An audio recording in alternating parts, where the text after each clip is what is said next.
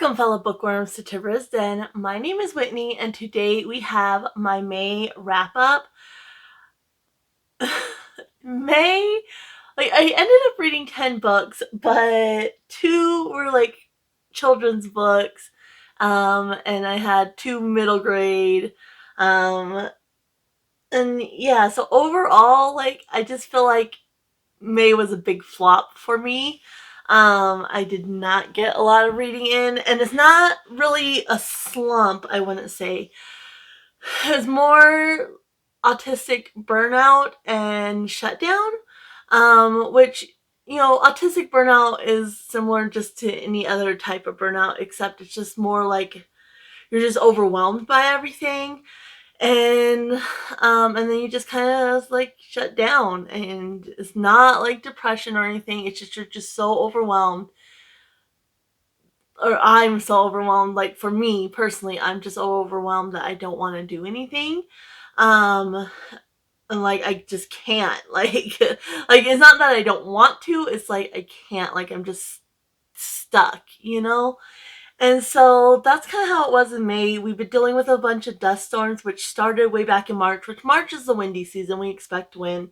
But this year has definitely by far been the worst. We've been getting actual dust storms, and they've been shutting down the roads. And so that's causing anxiety. I love having my husband home. I absolutely love when he's able to stay home and he's able to work from home, which he's been taking dust days or wind days because of the dust storms, because he works in the city, which is about an hour, 45 minutes to an hour away, and they shut down the road. He can't get back home because they shut it down right at our exit. And so he literally can't get back home, even if he makes it out of the city, which they'll shut down there too, and then that whole stretch will be shut down. But that's a change in routine, so it just kind of sets my body on edge. Even though I enjoy having him home, it's a change in the routine. And then I also feel a lot of anxiety because of this, because you feel trapped. And one day we actually we were going to just run down to the gas station, get some drinks and whatnot, some snacks. And it wasn't even dusty yet. There was still clear visibility, but they already had the road blocked off, which really made me mad, because it's still clear visibility. This is not okay. A lot of people live on the stretch where I'm at, and it's this is not okay to shut down before there's even low visibility. You can sit there and have it ready to be shut down. And we ended up going into our town. We backtracked, which, the gas station's 5 minutes from us. Our town's 25. And we ended up going into town, and they were already closing off the road there, but there was back ways to get back home. And it was clear the whole time. So we went an hour, there and back, basically. And clear visibility the whole time, yet they had already shut down, and that just is not okay to me. So that causes a lot of anxiety. Plus I have allergies and whatnot, and breathing with the dust and whatever. And I've been having to do deep cleans multiple times because of the dust, because it just gets everywhere, of course. So there's that. Then we also get a thing in the mail. They're changing our address, because technically where we live on an offshoot of the road that our address is on. Well, it's not recognizable. It's just basically there for mail purposes and such. But because of 911 is doing a new system or whatever, so they're changing our address. So that's stressing me out. And it's not a matter of they're just changing it and it's a done thing. No, we're just kind of spinning our wheels. I had to go down to the post office and give them the little letter so they had it. And I was the guy I talked to on the phone, he's wait a week and then put in a change of address. And so I go down there, she's more like a month, check back in a month, because, I'm in New Mexico, and Albuquerque's the major city. And she's they're not recognizing the new addresses yet. So I'm so I just kind of had, so I'm in this limbo, which is the worst place for an autistic person to be. So I'm kind of in this limbo because I can't change my address yet, but I know it's coming, and I know there's going to be fallout from that. And so anyway, it's just very overwhelmed. And then I went to get groceries, and in our town we have 2 spots. We have a little local supermarket, which I normally go mid-month to just get a few things, because they don't have everything I need. And for me, I'm not going 2 places. Like, I'm going 1 place and I'm going home. So I ended up, I've been struggling, all month, and I ended up we needed groceries, and it was a big grocery haul, because I normally do like once a month, a big grocery haul, and then I get a few things here and there the rest of the month at the local supermarket. So it's there and Walmart is our options. So I go into Walmart, and I had a dream the night before about, like, I was grocery shopping in Walmart, but there were raptors everywhere, and so I was trying to get what I needed, but like dodging the raptors and like hiding from the raptors. And so I had that dream, and I was like, maybe I shouldn't go. Like, maybe I should just cancel it. And so I go, and there's all these people from, it's WIS International or something, which is like a stock taking business, I guess. Anyway, there's all these, and they're like little ants, and they're just like frantically like scanning everything, and luckily they were not in the aisles I needed, but like they were there, and I was like, what the heck's going on? And that threw me off because it was different from what I'm used to, and I always make the same route in Walmart, whether I need something in that direction or not, I make the same route. So there's all these people, and they're like frantically scanning, and then there's just Walmart workers just standing there, and I'm like, okay, so I get past that area and get what I need in that section, and then I go to the grocery section. It's not too bad at first. Well, I was a little later. Normally I try to leave the house about 8, get there about 8:30. I was a little later than normal. And I almost didn't take Nidra, who Nidra is my service dog. And she's actually in here. Nina's, come here. Nidra, come here, sweetie, come on. So this is Nidra, for anybody who's new here, and she is my service dog. So I almost didn't take her because it's getting hot, and I was like, she'll have to wear her boots. She has little boots to protect her paws, and she hasn't worn them yet this season. And so I was like, she's going to have to wear those, and she hasn't worn them yet. Normally I like to put them on in the house, let her get used to them before I take her out.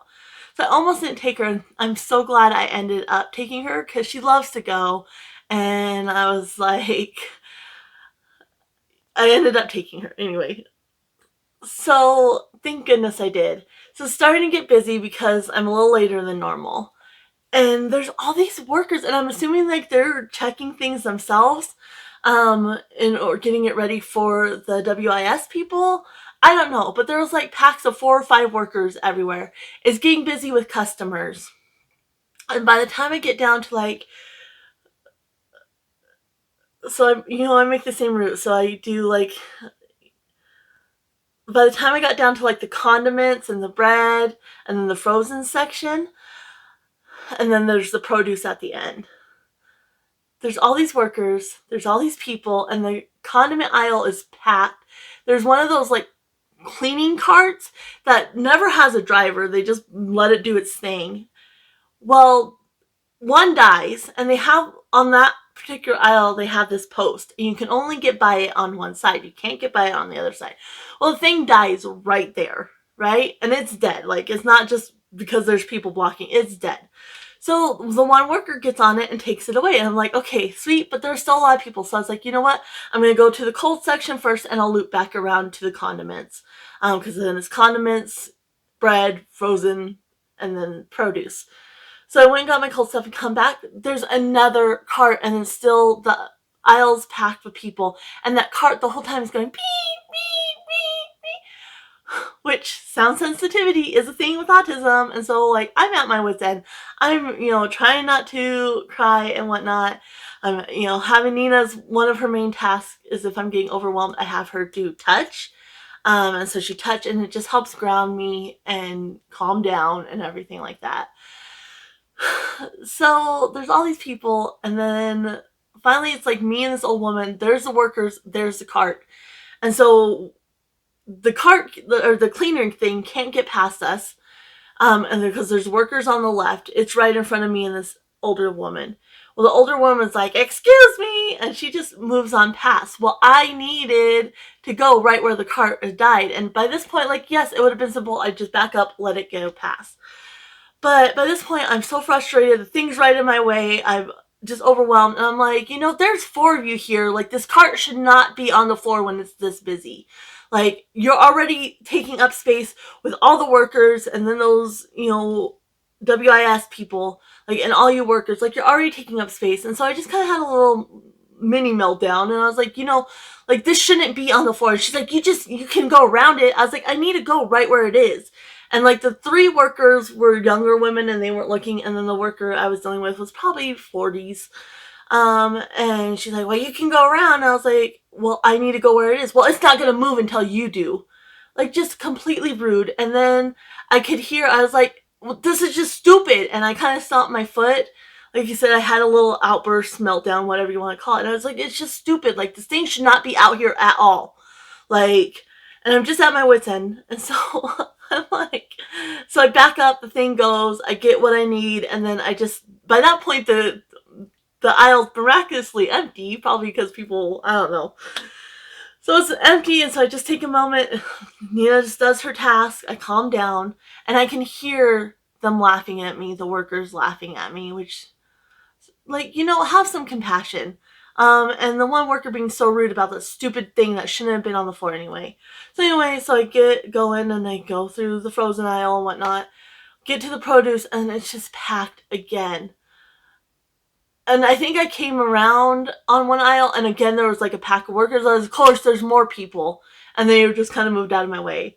But by the time I got to the produce, and then there was all these people, I can't do this. I'm leaving.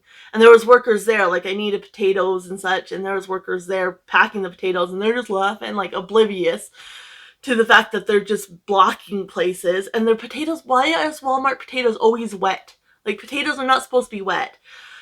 So anyway, so I couldn't do it anymore. I was done. So I was like, you know what? Forget this. Like, I'm done. And so I went. Well, my husband had gotten a new card, and I was going to wait till Friday to go grocery shopping because that's payday. Well, he got a new card. He's like, just use it and then like get the stuff, and then, you pay it on Friday or whatever. So I was like, okay. And so I went, like when we first left, I stopped somewhere to make sure it worked. I activated everything to make sure it worked. Well, I get to the line, get through it, and it doesn't work. I was like, oh, you gotta be freaking kidding me. The lady can't cancel it out for whatever reason. And so she just sends me over to the thing. And I'm thinking, okay, I'll just go over there. And I called my husband, and he's like, oh yeah, they got a thing. They were making sure it wasn't fraud and whatever. So it should work now. I go over there, and she's like, she wasn't able to do a ticket. So you're going to have to go back through line. And I lost it at that point. Like, I could not take anymore. I started crying, and luckily there was nobody behind me. And so she's like, it's okay, we'll just do it. You don't have any produce, right? I was like, no, I gave up at the produce aisle. Like, I couldn't do it anymore. So she's like, that's fine. We just don't have a scale for the produce. We can go bag by bag and get you taken care of here. So nice. Those 2 workers at customer service, there was a female and a male, and they were so nice. Like, that's how you treat people. Not get an attitude with them and laugh at them. So anyway, so she was super nice. We went bag by bag. I used reusable bags. Like, well, the lady at the actual checkout had packed the one, it had like cans and such, and so full, it was super heavy. I was trying to pull it out. It caught on the part of the cart that goes down that has the seat. It caught there, ripped. Now I'm sure bag is like, that bag's no good anymore. You'll have to, use the plastic bags, which is fine, whatever. And so they were super nice, got done, and she kept saying, you're almost out of here, you're almost out of here. It's like so nice. And I had Nina's do more tasks and everything. And luckily there was not a single person behind me until I was ready to leave. Like, I was like, okay, thank you. And so yeah, it's just been like one thing after another, and like so I didn't get a lot of reading in. Because, it's not that I didn't want to read. I wanted to read, and I was interested in reading. I just, because kind of in that paralyzed state, that autistic shutdown. So overall though, like what I read 10 books, and there's 4 5-stars, 4 stars, and only 2 3-stars. I did not have any 2 stars or any DNFs. So that part's really good. Like, I enjoyed what I read, but yeah, it was just a month. And I'm just like, and my husband, he was so nice. He was like, we can go this weekend. and get the produce and such. Well, I was traumatized. I did not leave the house. And so he ended up going and getting produce on his own. But of course he comes back and he like doubles the amount. And I'm like, this is gonna go bad. No, it won't. No, it won't. I'm like, yeah, it will. But he got the produce and such we needed. I was so thankful for him, and he's just been taking extra good care of me because it's been rough, and like the wind already drives me insane, and then with the dust added on, and then the change of address, like it's like, come on. So yeah, it's been a time and a half in May, and like I said, the address thing's still not resolved, so I'm not sure how my June's gonna go, because that's just weighing on me, because it's like it's a to-do in my head, and I have to pay attention and make sure I change it, and then we have to call everybody to change everything once it is changed, and like we have all this stuff, and to do our mailbox, and like I called this county, they'll give you a free plaque, it said on the oh well, we're barely sending out letters, like it's gonna be a long time before you get the plaque, like you just need to make your own. Of course we do. Like, you people are doing this, but then it's our problem, to figure everything out. So anyway, that's how my May went. like, it's been rough. And so yeah, I originally started with 11 prompts, and I added on 13 extras. Some of those were for like I normally try to participate in Autism Reads, which is put on by Christine and an autistic reader, and I haven't been doing so well this year, and so like I haven't been participating. I had those on my TBR, and then I also participate in Kim from Expedition Through Pages, her TBR quest game, or TBR trail game, which this one's the quest, and we're competing against, I'm on Kim's team, Kim and her mom Julie, I'm on their team, the Azrays, and we're competing against Amy at A-Star Reads and her mom, and they're the team Centaurs, and so I kind of felt bad because I got half the points that I needed to, so there was a couple extras for that I didn't get to. And I'm not including those in this pile, but they're included in the count. So I had 13 extras, and I only ended up reading 10 books, but let's go ahead and go through the stats. So page count was 2,979. I had 8 that I read physically. I had no digital ones or ebooks, and I had 2 audiobooks, which equaled 19 hours and 42 minutes. 9 of these were fiction, and I only had 1 nonfiction. None of them were rereads. My top moods were emotional, adventurous, and dark. Genres overlap, so there's more here than the books I read. But I had 3 fantasy, 3 contemporary, 2 middle grade, 2 children's, 2 young adult, 2 romance, 2 historical, 1 classics, 1 thriller, 1 horror, and 1 crime. And so we'll go ahead and get to the books. If you're new here, the way I do it is I do it from the books I did not get to, or books I'm not rolling over, and then I go through the books I didn't get to but I plan on rolling over, partial reads, and then I go up by star rating and my enjoyment. So it's from the bottom to the top. So let's see here. So I did not have any DNFs, and again, I did not have any 2-star reads, which was great. I did have 2 3-star reads. The first one I listened on audio, and that's The Butcher Game by Elena Urquhart. And this one is the second in the series. And we read the first book for my family book club and really enjoyed it. And I just kind of needed an audio book because I was doing a deep clean because of the dust. And so I needed an audio book, and I was like, I want to listen to that one. Because my mom and my sister had both already listened to the second book, or read the second book, and I was like, I do want to listen to that one. So I got it and put it on. And that one, there's nothing specifically wrong with it that makes it 3-star. Normally 3 stars is there's something that I don't like about it. I overall enjoyed the story, but there's just things that I really didn't like about it. This one, the reason it's 3 stars is it just didn't wow me or stand out. Like, there's nothing memorable about it. Particularly Ren. her point of view. So basically, the series, you have Dr. Ren Mueller, I think is her name, and she is a medical examiner. And then you have the serial killer, which I forget his name, I'm totally drawing a blank. But you have the serial killer, and it's kind of a cat and mouse game. Like, she's trying to find him, and he's actually like leaving clues and such, like kind of messing with her. And so it's kind of this cat and mouse game. And so, yeah, it's just her point of view. It goes back and forth between point of views. And her point of view just does, like, I tended to kind of, like, my mind wander. And then Jeremy, I think his name's Jeremy. Don't quote me on that, though. I could be mistaken. But his point of view, the serial, that's actually pretty interesting. Like, the way his mind works and such, and how he does his killing and whatnot. It's more entertaining, but again, nothing that stands out, nothing that's going to stick with me. It was enjoyable in the moment.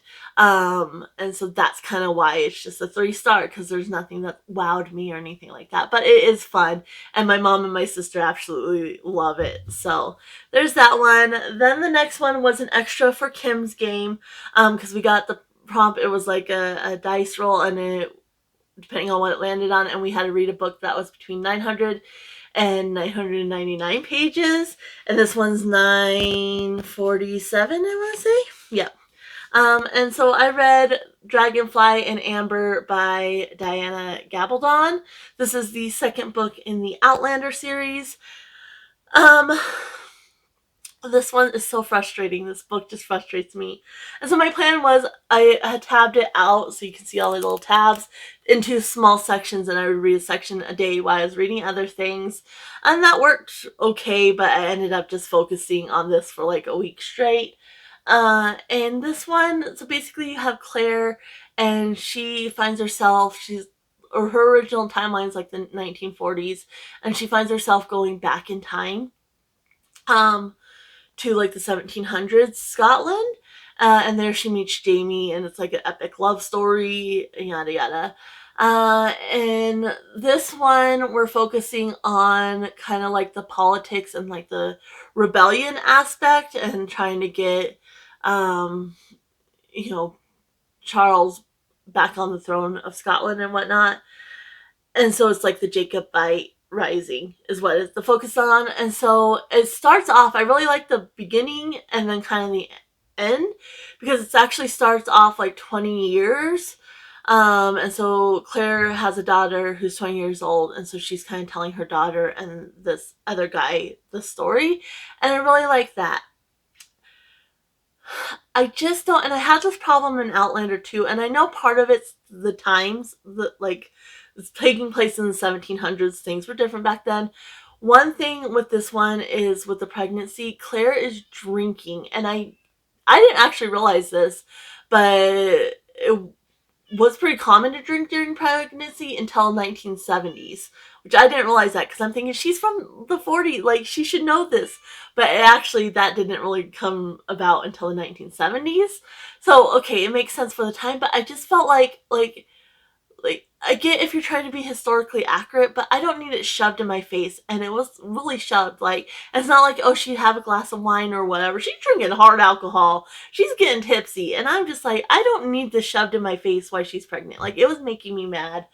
It's like, if you're trying to be historically accurate, fine, but like, you're shoving it in our faces, and I don't like that. So there's that part. Also, her and Jamie's relationship, like, there's points where I really like them together, and then other times it's like, this is such a toxic relationship. Like, I cannot stand this. Like, she just adds drama for the drama, and I think it's like she's trying to capture that passion, but I don't need that. Like, they could be a solid, and you can show passion in ways without adding the drama. And just some of the things they kind of fought about made sense. Like, you would have arguments. Other things, it was like, it just was added in there for the drama.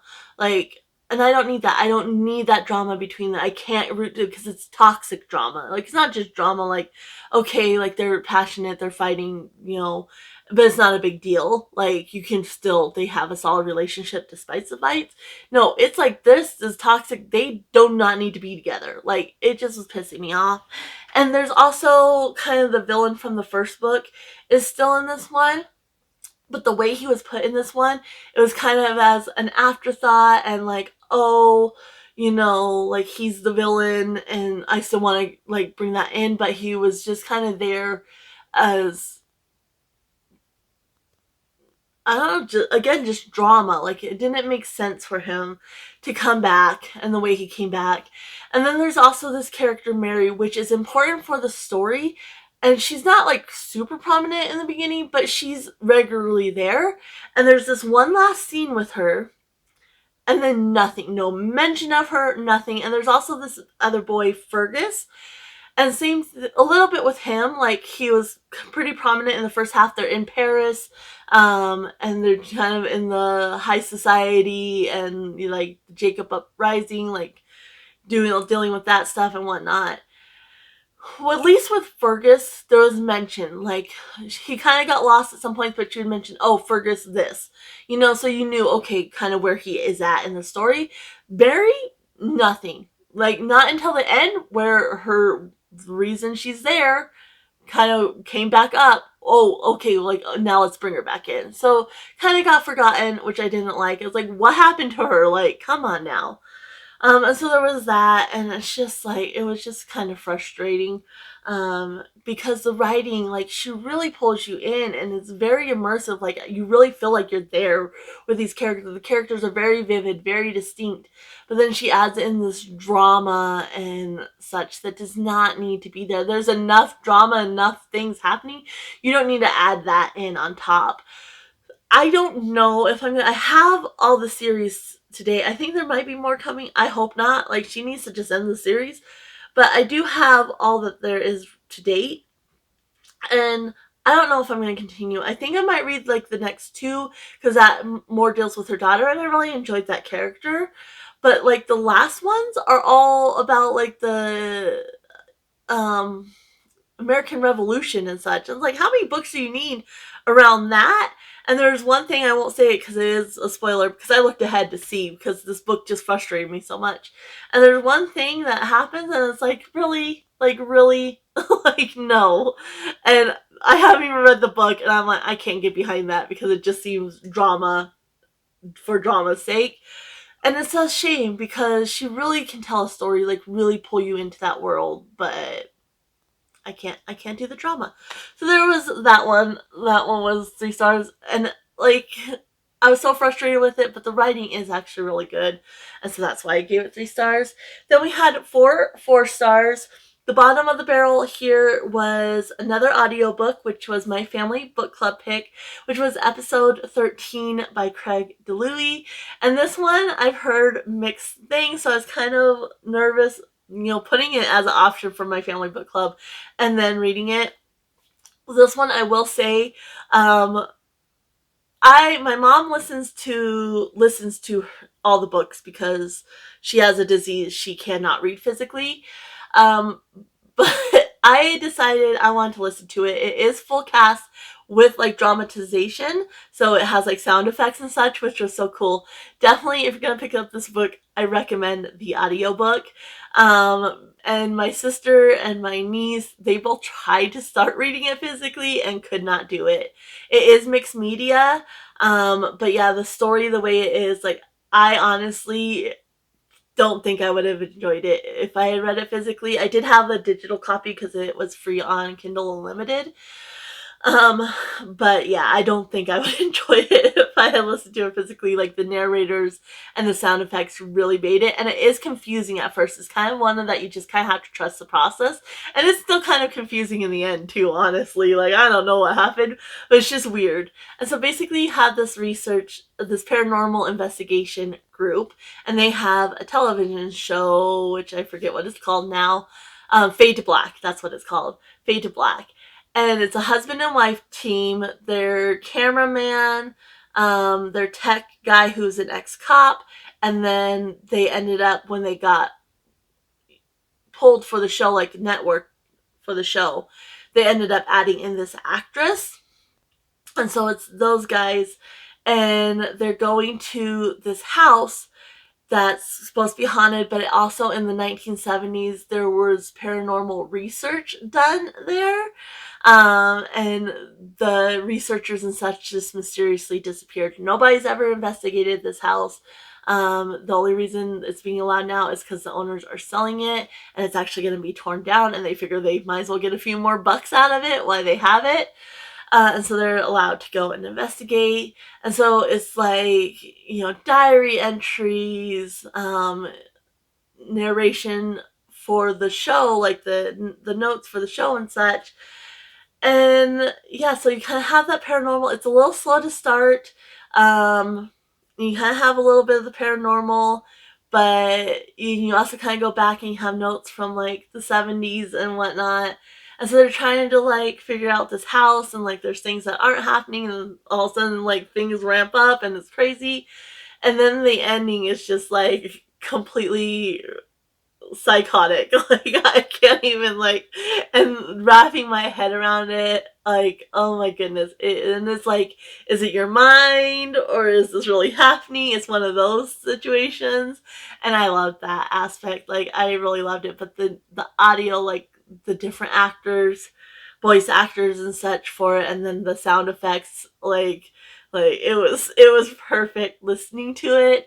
But yeah, it was a fun time listening to it, but I don't think I would have gotten the same enjoyment out of it. It's a little slow to start, and there's some drama, and that's the whole thing. Like Claire is a skeptic, and then her husband is the true believer, and so the network is trying to kind of turn it because of that and whatnot. They're trying to turn it more on a focus of the characters themselves.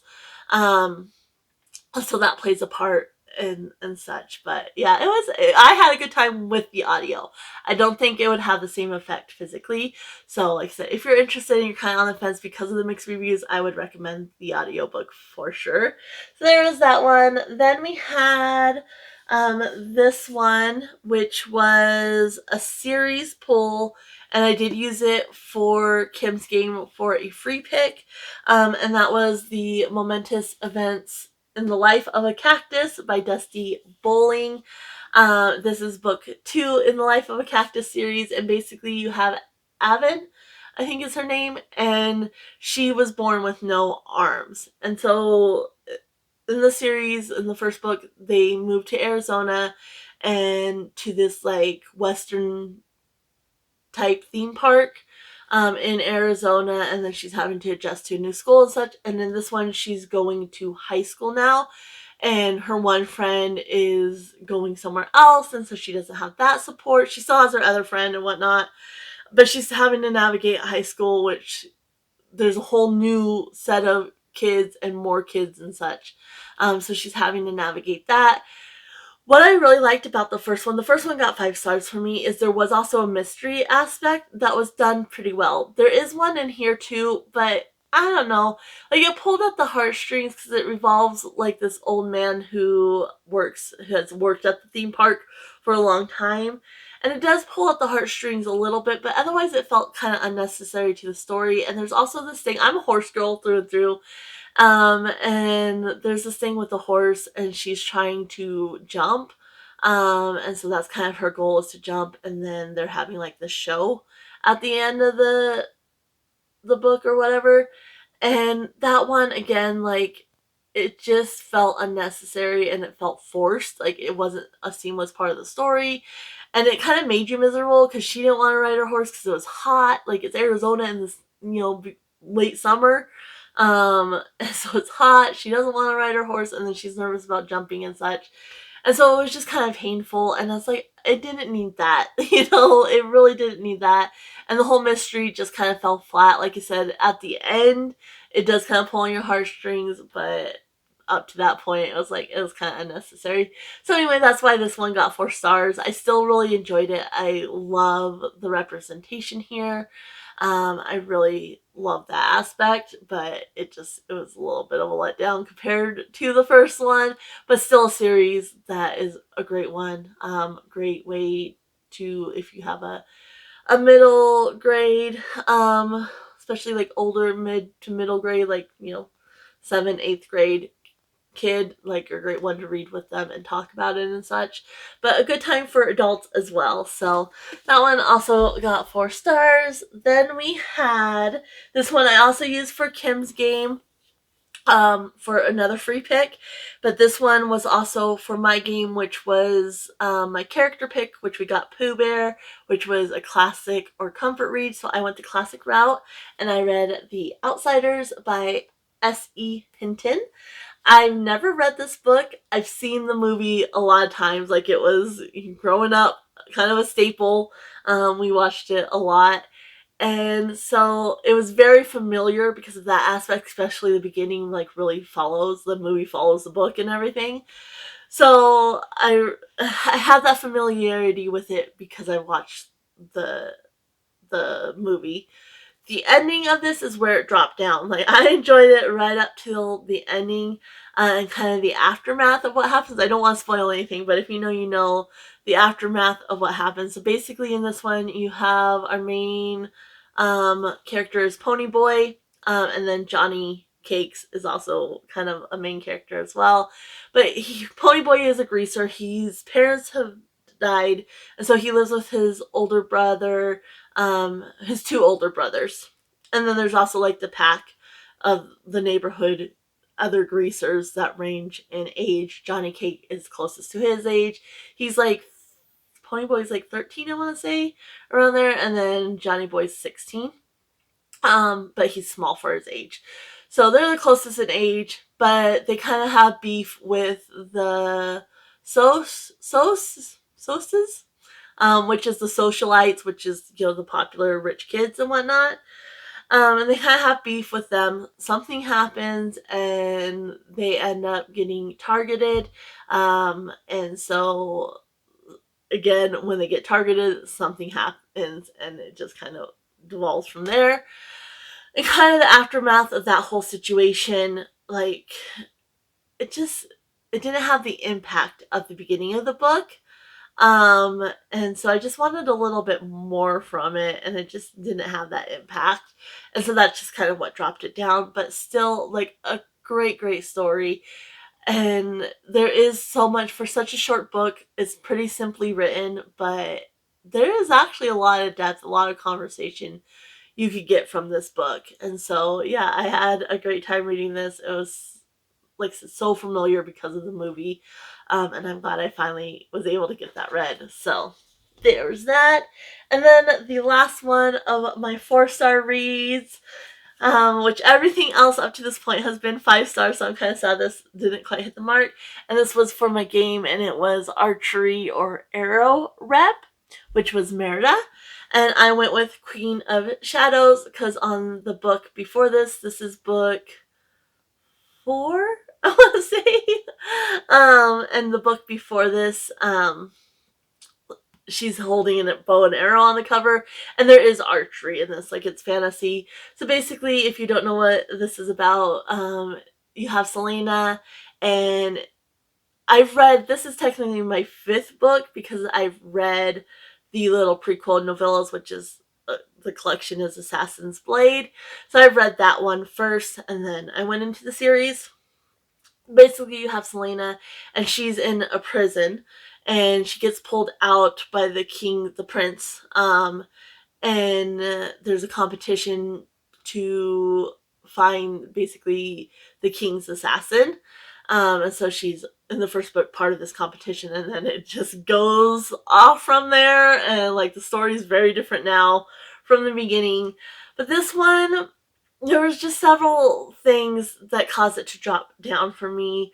One of them is there's a character, Dorian, and I just felt like he kind of got lost. Like, it made sense why he got a little lost for, like, his part, but I would have wanted to see more thought from the other characters about him.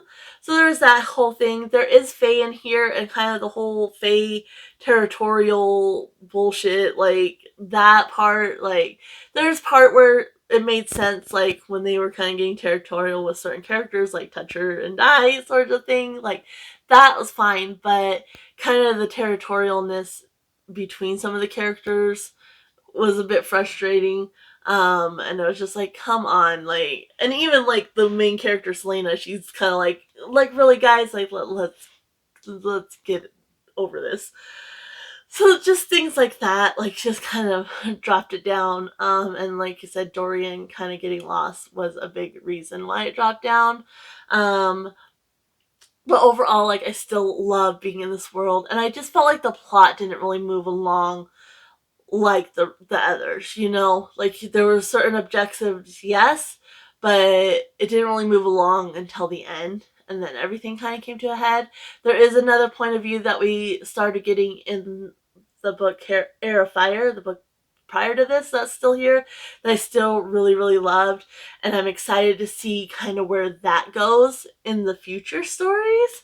So yeah, I still love this world, still love the characters, but this one just didn't have like the pacing, and some of the characters got a little forgotten, and then kind of like that territorial phase. No, like that did not work for me. So just little things that didn't quite work for me dropped it down to a 4, even though everything else has been 5. Air of Fire is my favorite so far, but I obviously still have 3 more to go. So we'll see, you know, what I think going forward. But I am excited to see where it goes, like, because there was a big shift in this one again. Like, we saw a big shift in Air Fire, and then this one, there's another big shift. So I'm really excited to see where this series goes. I've been loving it so much. So those are the 4 stars. Then we also had 4 5 stars, which a lot of these were children's books. So there you go. The first one, the kind of bottom of the barrel, is another one from my game, and it's Bookworm Matches Top. And so for that one, I had chosen Coat of Many Colors by Dolly Parton. This one, at the time, I was wearing like a purple top with like flowers over it, and I kind of got that from the flowers here. And then she's wearing a coat of many colors, which has many colors on it. And this one is in English and Spanish, so I also used this for my genre-thon, which was either to read a translated work or a book in a language that's not your primary one. And I only speak English, but I know a smidge of Spanish. This book really showed me like it's a kid's picture book. But yeah, you can see that it has like the English and then the Spanish on everything.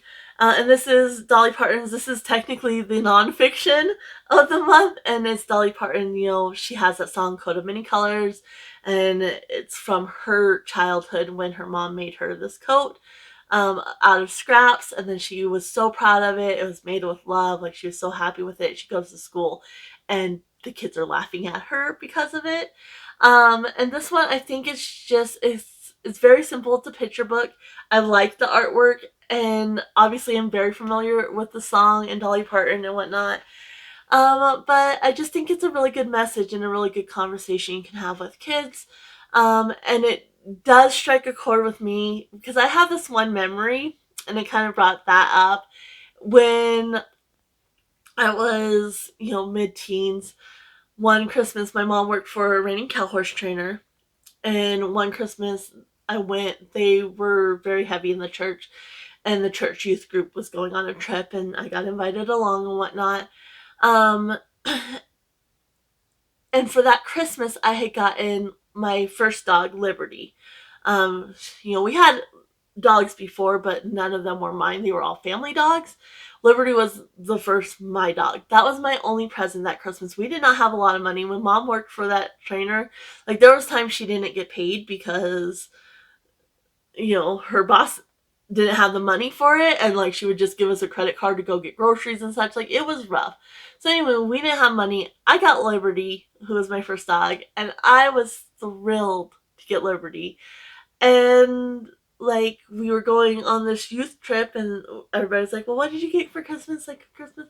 And it came to my turn. I was like, oh, I got a puppy name, and I named her Liberty, you know, or her name was Liberty. She came with a name, but like, I got a puppy, Liberty. And everybody's like, and?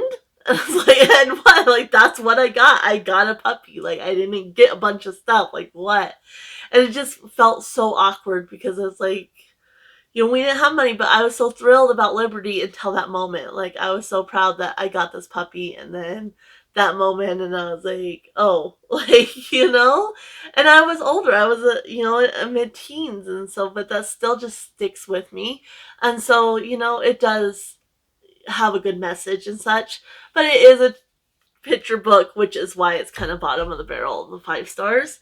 Then if you haven't seen it, I did do a video on this, and it was my first choose your own adventure book, and it was The Oregon Trail, and I did the Wagon Train Trek. These are by Jessie Wiley. I actually got, so with this, the one that had this one in it, it's a box set, and this is the Trailblazers box set, Be a Trailblazer. And so it also has Alone in the Wild, Gold Rush, and Calamity in the Cold. But I only did the one book in that video, and so that's the book I read. And it was my first choose your own adventure. I love the Oregon Trail. I thought this was so much fun. I like that aspect of the Oregon Trail. Like, it's the game in book form, and you get to make the choices. And I just had such a great time. I can't wait to do the other books in this box set. And there was actually 4 more books, and so I did order that one. And I was looking at the second box set, Be a Trailblazer. It looks like you can only get it digitally, so this was a great thrift store find. But I did get the first 4 books, which is The Race to Chimney Rock, Danger at the Haunted Gate, The Search for Snake River, and The Road to Oregon City. And it actually comes with the full colored picture poster map. I'm not going to open it, but it came with that, so that's fun as well. So now I have the whole 8-book collection. And yeah, I just think they're so much fun. And so this one I had a really, really great time with. I can't wait to do the other books. I think they're fun. Even though I'm an adult, like, the nostalgic factors there. And it was fun making the choices, and they were pretty simple. Like, I was taking notes, like, you'll see if you watch the video, I was taking notes and such, thinking, oh, maybe this will be important. But it's pretty simple. The things that are mentioned don't really come up like some of the, dangers do, but past that, like, the choices were pretty simple, straightforward. There was only a couple that I was like, well, like, maybe I should choose the other one, but I think this way. And so yeah, that was just a lot of fun, and I love the Oregon Trail, so of course it got 5 stars from me. Then we came to, this one was, let's see here, is Beauty and the Beast, Close Paternal Relationship. And for that one, I did Wonder by R.J. Palacio. And this one and the Life of a Cactus books, very similar vibes. In this one, you have August, or Augie, and he has like a condition. So he's missing, is it both eyes or just one eye? So he's born with a facial difference, basically. And he had like a lot of surgeries, like he has a cleft palate and such. So he did have a lot of surgeries and such. So up until this point, I think he's going in the 5th grade. He's never gone to school. He's been homeschooled up until this point because of his surgeries and whatnot, and not being able to eat. Like, he had a feeding tube and stuff. So he's been homeschooled up until this point. But he's doing better. Like, he's stronger now. And his parents are like, he needs to go to school because he needs to get used to people and how they react to him and whatnot. So he ends up going to school for the first time. And it's just a really moving story. There is a little bit of a spoiler, so if you don't want a spoiler, skip ahead. But it's also a trigger warning, so if you're going to go in, like, I think it's important there is a loss of an animal in here, which is heartbreaking, so keep that in mind. But yeah, it's just him struggling. His parents are kind of back and forth. And so the close paternal relationship, his dad is very much part, and this would have worked for Life of a Cactus as well. But I think the dad was definitely a lot more prevalent in this one. Like, the parents in Life of a Cactus are there and play a big part, but it's more the mom. Where this one, it was kind of both of them. And he has a big sister, and I really liked how this one was told. Like, you have Augie's point of view, then a couple of his classmates, then his sister, her boyfriend, and I think one of her friends. So you have these different point of views when it comes to Augie, and you're just following him through the school year and kind of the struggles and the triumphs. And I liked how it was done because it was like nothing like got magically fixed. Like, the struggles throughout the school year were there, but there is a happy moment at the end that's very, very uplifting. So I love that. I just loved how this was done and the way the different point of views were done. Like, really, really great book. Like I said, this one and Life of Cactus are both great ones to read with children, and have that conversation about people who are different, and how you shouldn't laugh at them. So anyway, there's that one. And then the last one, and I realized I totally did not go over the books I did not get to, so I will still go over those as well. But my top read of the month was a very big anticipated release for me, and that is Voice of the Ocean by Kelsey and Impicciche. So Kelsey is a Sims YouTuber. She kind of got big on BuzzFeed when she was working for BuzzFeed and doing the 100 Babies Challenge, and then she went and started her own channel, and she does challenges and such there. And I've been following along since she first clued us in that she was writing a book. And so I've been waiting for this book for years. like, and it finally came out, and so I pre-ordered. I never pre-ordered anything. I pre-ordered this, and I didn't have time to read it at the end of April, but it was the very first book I picked up in May, and I loved it. This is a Little Mermaid retelling, and so you have Celeste, and she is trying to become a part of this siren group. Let's see here, the chorus, which is basically their task to patrol the waters and protect the kingdom.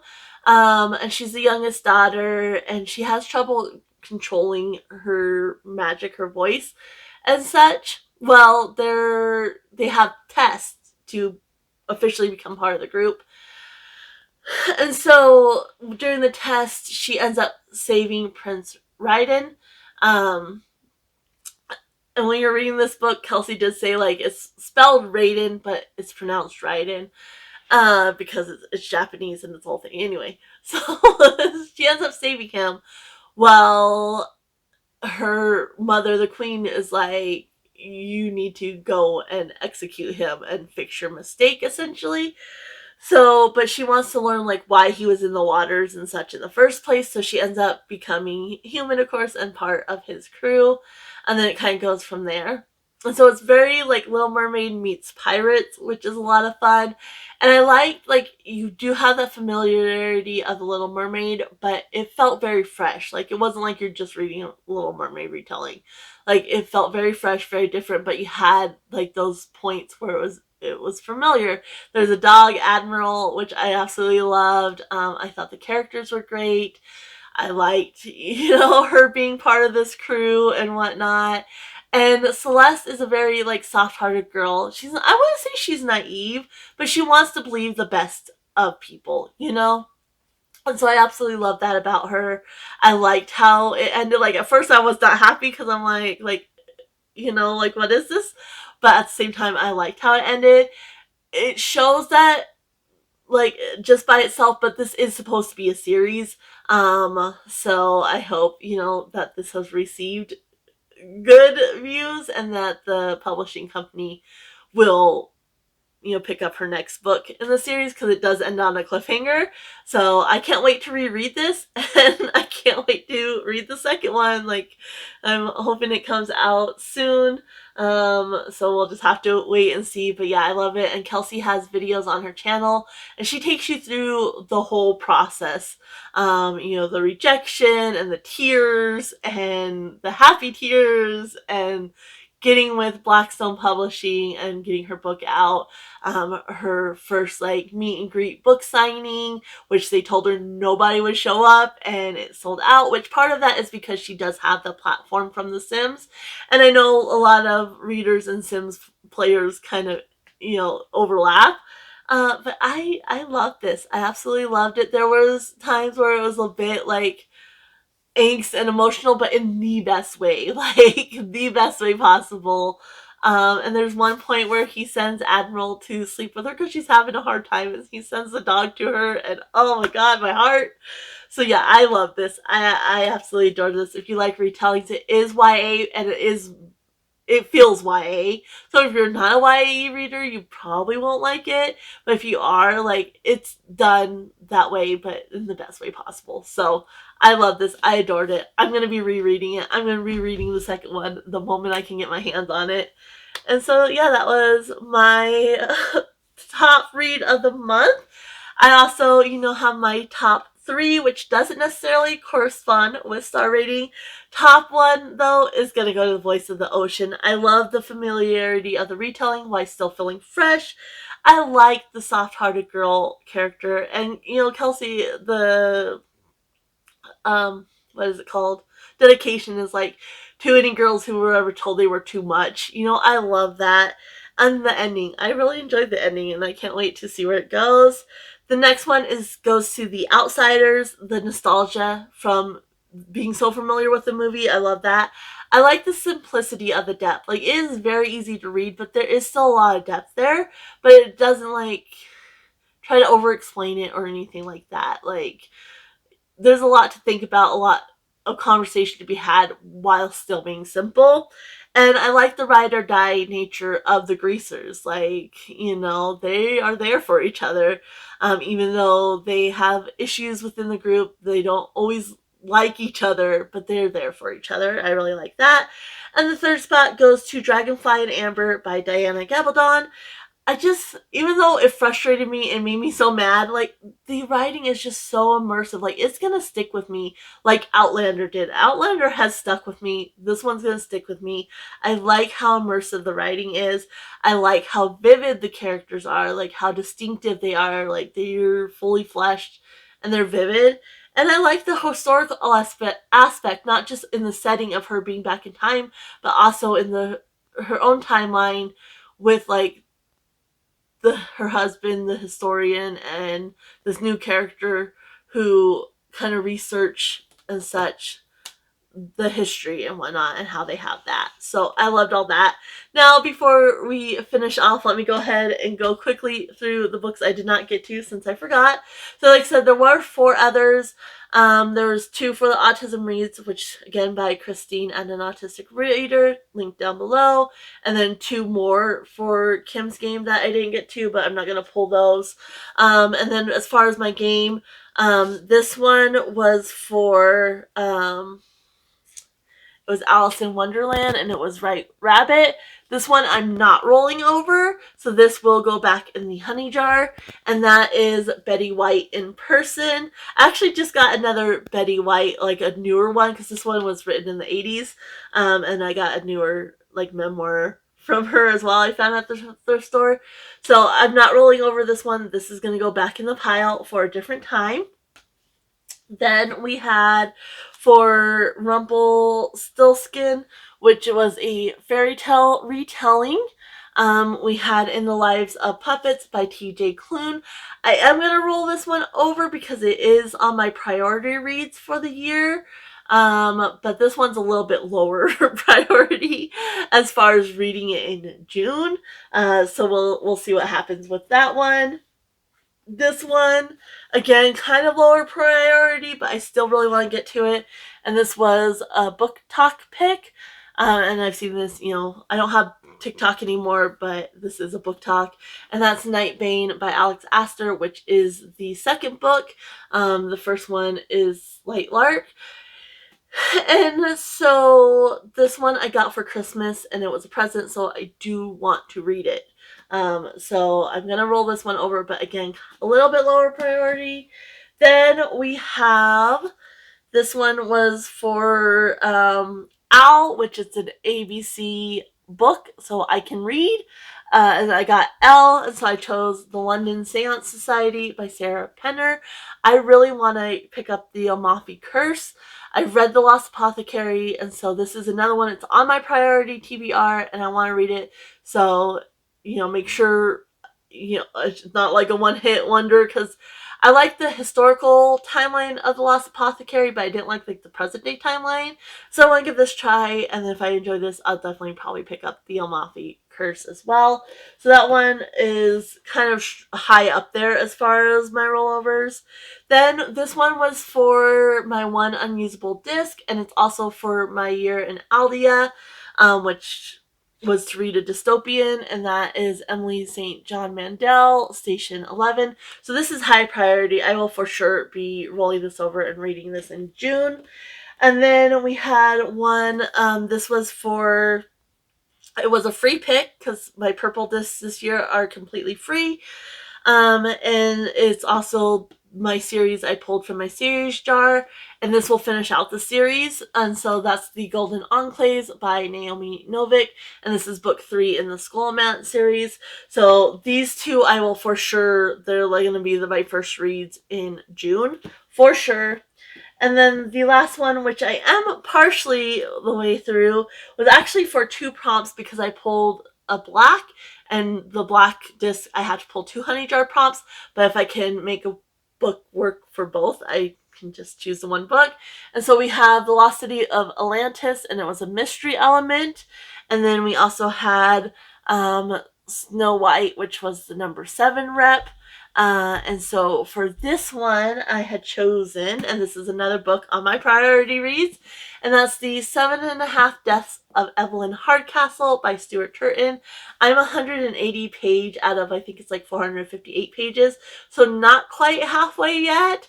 But I am enjoying this. It's kind of hard to get into just because of the nature of it, but I am enjoying it. I'm definitely going to finish it. And so this will be, if you're more interested in my thoughts, I will give those, of course, on my June wrap-up. But I'll be finishing this, then reading these 2 before officially diving into any books for my